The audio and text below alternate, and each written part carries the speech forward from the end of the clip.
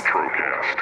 My first question for you is kind of a two-parter, and that's how are you? And then the second part of that is, do I call you JHart, James, Jim? What do you like to be called? Love it. Well, I'm very well. I'm here in my home studio, feeling very good. And Jay is what everyone calls me because my dad's name is James also. So even growing up, I was always Jay or JJ. There you go. Well, JJ, James, Jay, and I'm kidding. Jay, it's a pleasure to be speaking with you. I appreciate you making the time in the midst of the Thanksgiving season. This time of year, does it slow down for you? In other words, are you still writing every day, or do you go, hey, let's let the Christmas cuts happen, let's let the Christmas money come in, and then let's regroup in January?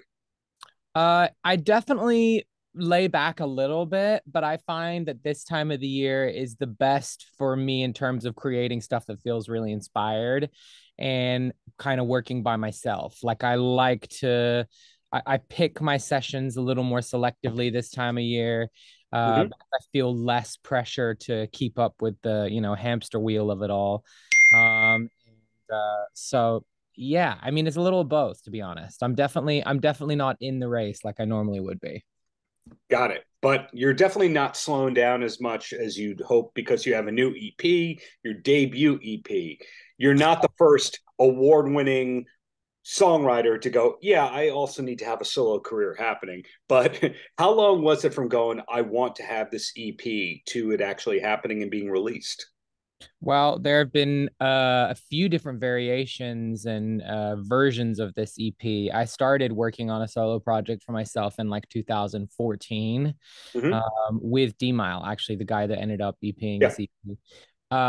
And then, another sort of version of it. And I just wasn't ready. I wasn't at the place where I could do it. And it just so happened that now is the right time. Like it felt like the right time for me. But yeah, it's been a long time coming since I made the decision. Now, your first cut, was it 2008? Was it that Maya record? Was, oh my gosh. Yes, it was. Okay, so your first cut goes back about 15 years. That Mhm. is a long time into your career to decide, yeah, I'm also a solo artist now. Yeah. Yeah. I think I wanted to do it, but I didn't have the sense of self. I still had a lot, like I was a few years into my success before I started working on my shit inside and like figuring out getting back to who I really am at my core. So it took a minute. Like the journey, like the self-knowing journey for me was a long one. Did any of the songs on this EP originate as writing sessions with other people? And then you went, hold off. This is personal. Save it for my pile. Yeah, actually, Always You did. Always You, I wrote with Johnny Price. And it started as a pitch song, and then it kind of sat there for a minute. And I always loved it so much, and I always felt like a personal pull to that song. And then it turned into one of my favorite songs on the EP. So when was the EP actually finished and locked? Fully mixed, fully mastered, the artwork was done, and you go, this is happening. About 5 days before it came out. We had like This month. Yeah, yeah. So Oh, I'm like a notorious editor. I edit like so much. And I don't want to say overthinker because I definitely think it's helped me in my songwriting career to be mhm. like nitpicky about certain things. And so I mean it was pretty much done. I'm being, dramatic for the sake of answering the question that way, but we did make a couple tweaks, and then one of the background parts was left off, and I said no, oh, we have to go back and redo it. I don't want this background part left off. And I didn't notice it until like the third listen. I'm like, oh, there's a background part missing there. So we went back and remastered the whole thing, and Hmm. then got it remixed and mastered for Atmos as well for Apple. uh, Atmos. That is the first time I've ever heard the person working on an Atmos mix. yeah. So Yep. you really care about the CP. That's what we're learning here. This I wasn't a vanity project to fulfill a publishing requirement in your an MDRC, I think it's called. Yep, that's right. And MDRC. Oh, I remember. Wow. Okay. You're really So you've gotten from there to the admin deals where you call all the shots and there's no pressure on you to deliver anything. I wouldn't go that far, but my MDRC looks a lot different than it did say in 2017, 16. Oh, okay. I'm Now it's glad to a hear. now it's a recoupment based deal versus before there were all these stipulations on what, what counted. Like you had to be on an album released in the Yeah. United States and blah blah blah. Yeah. Yeah. Yeah, I managed a songwriter or two that had to deal with that where one of the clauses was it had to be on a label that had an album that sold over 500,000 units in the last year. And you go, but no one's selling any records. Were you just trying to get this so that nothing counted? Literally. Literally. Oh, I'm getting triggered just thinking about it. That was my life for years. Yeah. Right. So it's fantastic that the EP happened, that it came out the way that you entirely wanted it to. The cuts have not slowed down for you in 2023. Now, one of my main points of curiosity when I speak to a top songwriter, and I'm calling you a top songwriter, you didn't call that yourself, I did, I appreciate that. is what do they do in the process of creativity? Because you find out that some of the people are just in the room, the change a word, get a third, and some people are the vibes guy, and some people are the top line person. Do you have a defined role anytime you enter the writing room? Well, I do feel like my voice has been one thing that has sort of defined me in my career. I take the vocal production side of it really seriously. I take the Oh, melody side of it really seriously. A lot of my songs that I've written for other people have my background vocals on them because it's something that I love doing. And a lot of my heroes, but one of my heroes, Mutt Lang, he did all of his background vocals for most artists he worked with. And so it's sort of become a thing that I lead with my voice, whether it be on the melody side or at the end when it's time to close up the song and do all the final touches and stuff. But I don't know. I say I'm pretty like chameleon-esque. Like I kind of like to like fit in the room based on what the room is, and I know the community, so I know what people's strengths are, and I try to like adjust and be more passive or more of a force in the room depending on who's in the room. hmm. So Mutt Lang had, not that this is the Mutt Lang interview here, but I that love is it. Trust me, I can awesome. talk all day. Okay. So there's kind of three phases to Mutt Lang. There's the original hard rock guy, Mhm. AC/DC, Def Leppard, etc. Then there's the Shania Twain portion of his career. And Yep. then there's the I'm retired, no, I'm not. I'm retired, no, I'm not. You can bring me Yes. out of retirement kind of phase. Do you like all those phases, or did you start off with the Shania stuff? I started off with the Shania because when I immigrated to America from England in Atlanta, Mhm. my mom and my aunt thought that Shania Twain was like American music. They were like, this is what the Americans are listening to. You're going to listen to this every day to and from school. So I have like just a personal attachment to the Shania stuff. But then as I started to grow, I became fascinated with reading all the insides of CDs and things. And I saw his name, and there were a few others that I was obsessed with: Diane Warren, David Foster. But Mutt Lang, like something about his background vocals, like really just like tweaked my, like, I don't know what it was. It like hit me in the right spot every time. And the more I found out about him and his obsession with perfection and Yeah. how long he would take on each individual part, sometimes to the annoyance of literally everybody around him. Like Yes. I just became so fascinated by that, and I thought it was amazing. And I have a fascination with anyone who's at the top of their game of anything they do in any field. But like that specifically, because there was so much of my own. Like I loved vocals, I loved background vocals. Yeah, he just became like one of the heroes for me. I was laughing at the beginning when you were calling Shania Twain American music because she's Canadian and isn't Right. Mutt Lang from South Africa originally? Right. Yeah, I know. It's hilarious. I know. And So they made American music outside of America using, well, outside of this part of the continent, yeah. probably using Canadian tax funds to get the Canadian airplay. Right.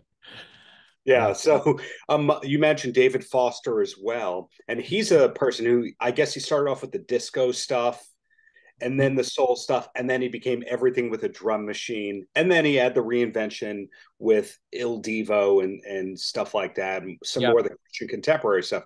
Now, it's hard to pigeonhole your career as well. And that's why I go into depth about Foster and Lang, because obviously you're not still working on Maya cuts, and Maya has nothing to do with Jennifer Lopez, has nothing to do with Bieber, has nothing to do with Camila Cabello. It's all different stuff. Mm-hmm. Now, were there any rock influences to what you did?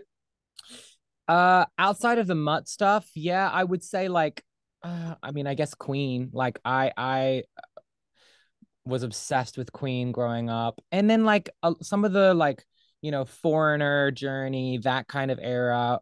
Again, background vocals, like big vocals. Like this, my whole sort of ethos around a lot of what I do has a lot of vocal influence. So big Mm-hmm. singers, whether it be rock or pop, whether it be Whitney or Freddie.